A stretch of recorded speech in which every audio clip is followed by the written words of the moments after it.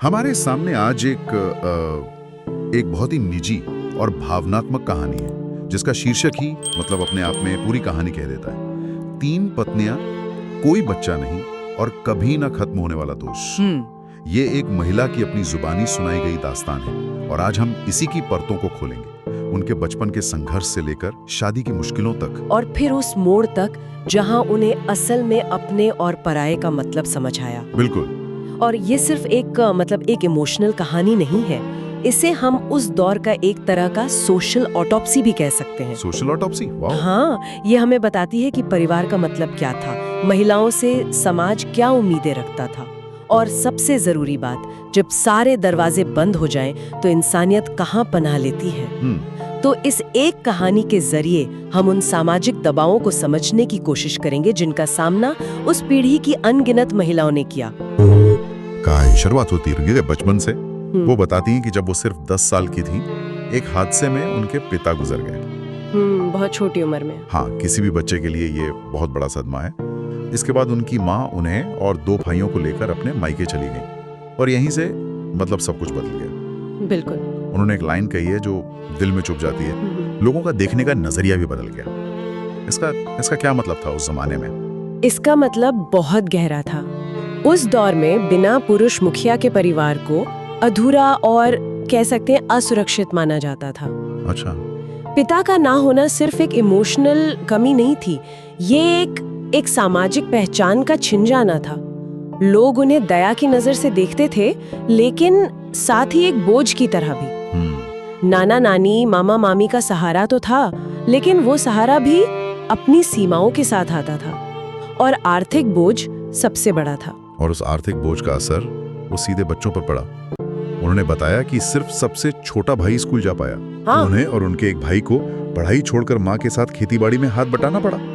ये तो अपने सपनों की कुर्बानी देने जैसा था। बिल्कुल। और ये उस दौर की एक आम हकीकत थी। परिवार को जिंदा रखने के लिए बच्चों की पढ़ाई को एक जरूरत नहीं बल्कि एक लग्जरी माना जाता था। लग्जरी? हाँ, जिसे आसानी से कुर्बान किया जा सकता था। उनका ये कहना कि जमाना तब खेती बाड़ी का था, ये बताता है कि उनके लिए ये कोई अन्याय नहीं था बल्कि जिंदगी की सच्चाई थी। मतलब उन्होंने इसे अपनी नियति मानकर स्वीकार कर लिया। बिल्कुल। तो बचपन का ये संघर्ष तो था ही, लेकिन असल परीक्षा तो शादी के बाद शुरू हुई। और ये वो परीक्षा थी जिसमें समाज ने उन्हें लगता है पहले ही फेल घोषित कर दिया था।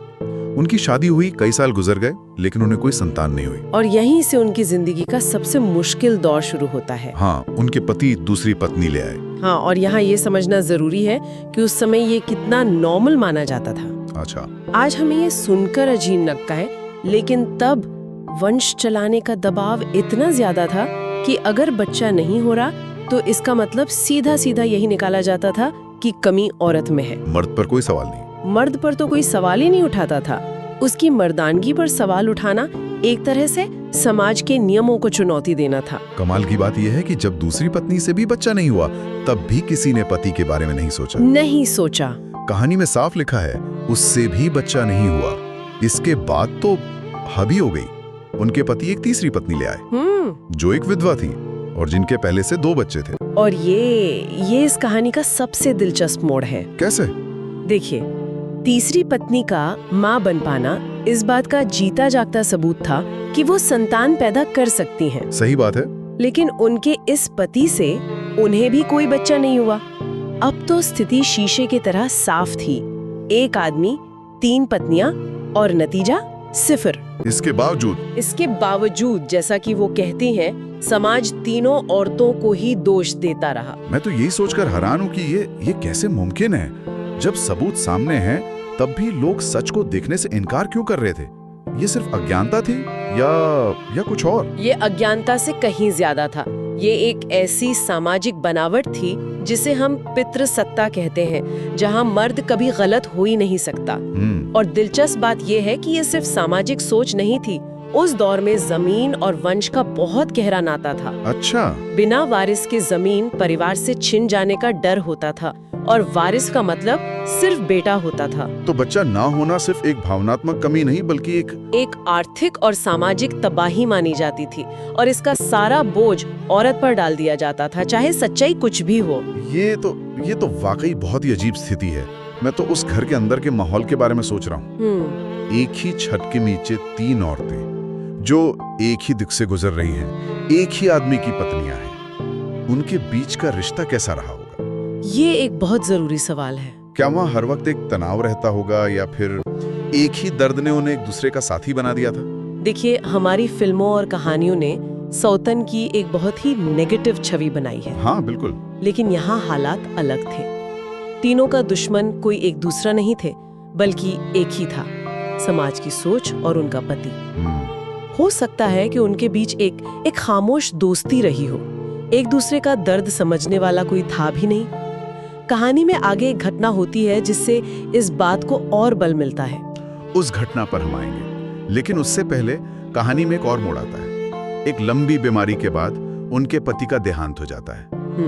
कोई भी सोचेगा कि चलो अब शायद मुश्किलें कम होंगी, लेकिन कहानी बताती है कि असल लड़ाई तो अब शुरू हुई थी। बिल्कुल। पति की मृत्यु के बाद एक विधवा, और वो भी बिना संतान की विधवा, उसकी स्थिति उस समाज में और भी ज्यादा कमजोर हो जाती थी। मतलब वो एक बोझ की तरह देखी जाती थी। हाँ, और उसकी संपत्ति पर सबकी नजर होती थी। और ठीक यही हुआ। पति के 3 भाई थे, उन्होंने फौरन जायदाद पर अपना हक जताना शुरू कर दिया।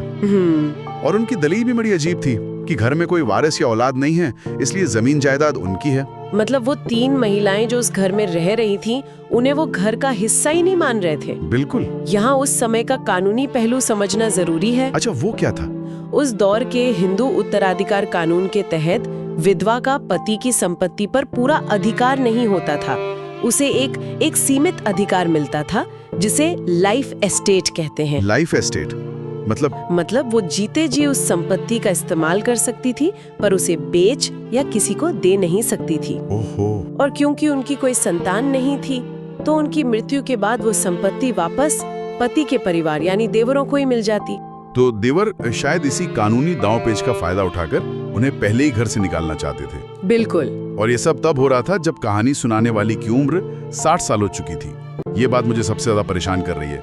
मतलब पूरी जिंदगी संघर्ष में निकल गई, और बुढ़ापे में जब सहारे की जरूरत होती है तब उनका अपना ही परिवार उनकी छत छीनने पर तोला था। ये उस समाज की संवेदनहीनता को दिखाता है।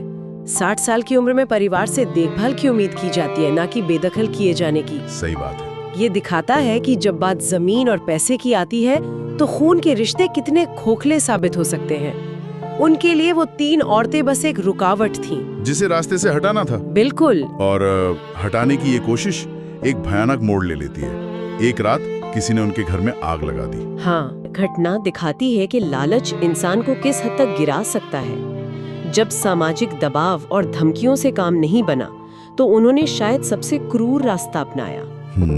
ये उस दौर की कानून व्यवस्था पर भी एक तरह की टिप्पणी है, जहाँ शायद ऐसे गंभीर अपराध करके बच निकलना आसान था। लेकिन यहीं पर कहानी का वो पहलू सामने आता है जिसका जिक्र हम पहले कर रहे थे। हाँ। वो बताती हैं, भगवान की दया से हम तीनों बच गए। इस हम तीनों शब्द में बहुत वजन है। बिल्कुल। इससे साफ है कि वो तीनों एक साथ थीं, एक यूनिट की तरह। शायद आग लगी तो एक ने दूसरे को जगाया होगा, एक दूसरे को बाहर निकाला होगा। उस रात वो सौतन नहीं बल्कि एक दूसरे की रक्षक थी। सही बात है। और इस हादसे के बाद कहानी का निर्णायक मोड़ आता है। किसी ने उनके छोटे भाई को खबर कर दी और वो अगले ही दिन उन्हें लेने पहुंच गया। तो जिस ससुराल में उन्होंने अपनी पूरी जिंदगी गुजार दी, वो उनकी जान का दुश्मन बन गया। और जिस मायके को वो सालों पहले छोड़ आई थी, वही उनका सहारा बना। यहीं पर उनकी उस बात का असली मतलब समझ आता है, अपने तो अपने ही होते हैं। ये कोई किताबी कहावत नहीं थी, ये उनकी जिंदगी भर का निचोड़ था। तो अंत में खून का रिश्ता ही काम आया। उनका भाइयों ने ऐसे समय में वापस घर ले गया जब उसके खुद के 5 बच्चे थे।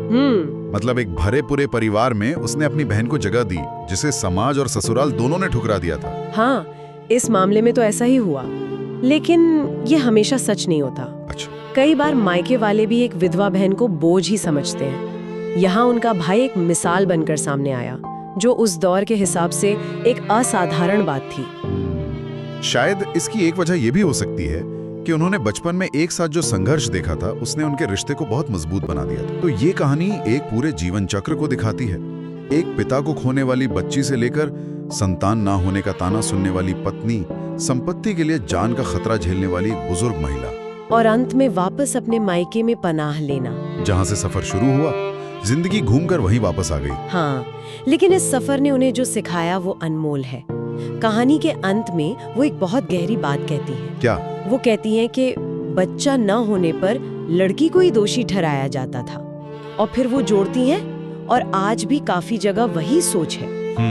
ये वो पंक्ति है जो इस कहानी को सिर्फ अतीत का किस्सा नहीं रहने देती, बल्कि हमारे आज के समाज के सामने एक आईना रख देती है। सही कहा। ये कहानी सुनकर लगता है कि ये बहुत पुराने जमाने की बात होगी, लेकिन क्या वाकई सोच इतनी बदल गई है? आज भी हमारे समाज में, चाहे शहर हो या गांव, अगर किसी जोड़े को बच्चा नहीं होता तो सबसे पहले फुसफुसाहट महिला को लेकर ही शुरू नहीं होती क्या? ये कड़वा सच है। विज्ञान ने साफ कर दिया है कि इनफर्टिलिटी के लिए पुरुष और महिला बराबर के जिम्मेदार हो सकते हैं, या कभी-कभी दोनों। या कभी-कभी दोनों।